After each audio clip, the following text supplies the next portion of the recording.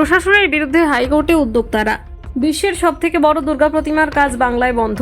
একদম দোরগোড়ায় এসে করা নাড়ছে বাঙালির সবথেকে বড় উৎসব দুর্গাপুজো। আসলে এই উৎসবকে কেন্দ্র করে ইতিমধ্যেই সকলের প্রস্তুতি তুঙ্গে রয়েছে। শহর থেকে জেলার সর্বত্রই চলছে প্যান্ডেল বাঁধার কাজ, আবার বহু জায়গায় কাজ শেষও হয়ে গেছে। অন্যদিকে প্রতিমা তৈরির কাজও একদম শেষের দিকে, ফলে এখন আকাশে বাতাসে রয়েছে পুজোর মন মাতানো গন্ধ। কিন্তু এই দুর্গাপুজোর আগে বেজায় মন খারাপ হয়ে গেল পুজো প্রেমীদের। এখন নিশ্চয়ই ভাবছেন যে হঠাৎ কি হলো। তাহলে জানিয়ে রাখি, বন্ধ হওয়ার মুখে বিশ্বের সবথেকে বড় দুর্গা প্রতিমা।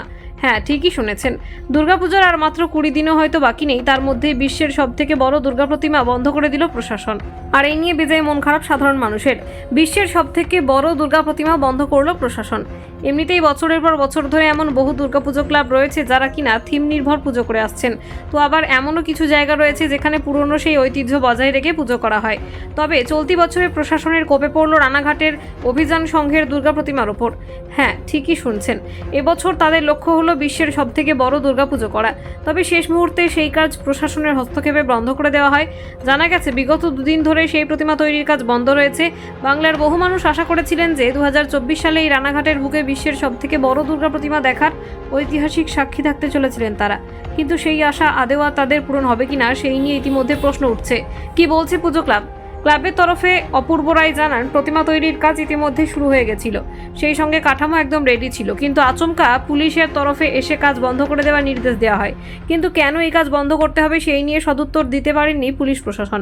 বলছে নাকি ওপর থেকে চাপ আছে, কিন্তু কি চাপ আছে সেটা বলছে না। হাইকোর্টে একটি পিটিশনও দায়ের করা হয়েছে। এখন দেখা যাক কি বলে আদালত।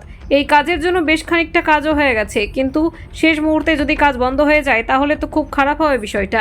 ক্লাবের তরফে জানানো হয়েছে, সোদপুরে 100 ফুট, কল্যাণীতে 170 ফুট দুর্গা প্রতিমা তৈরি হচ্ছে, অথচ আমাদেরটা মাত্র 120 বা তার একটু বেশি ফুটের ঠাকুর তৈরি হচ্ছিল। বিগত 6 মাস ধরে এই কাজ হচ্ছিল, কিন্তু আচমকাই প্রশাসনের তরফে সেই কাজ বন্ধ করে দেওয়া হয়েছে। প্রশাসনের তরফে আমাদের একটাই আর্জি, আমাদের কাজটা যেন করতে দেওয়া হয়। কাজটা না হলে সবার খুব সমস্যা হবে। পুজোকে কেন্দ্র করে কারিগর শিল্পীদের সকলের আশা আকাঙ্ক্ষা জড়িয়ে থাকে।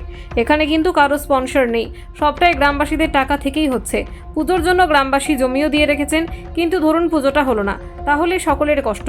মৃৎশিল্পী জানাচ্ছেন, এবছর আমাদের গ্রামের হাত ধরে বিশ্বের সবথেকে বড় দুর্গা প্রতিমা দেখার সুযোগ পেতে চলেছিলেন সকলে, কিন্তু আচমকা প্রশাসনের সিদ্ধান্তে সবকিছু মাটি হয়ে গেল।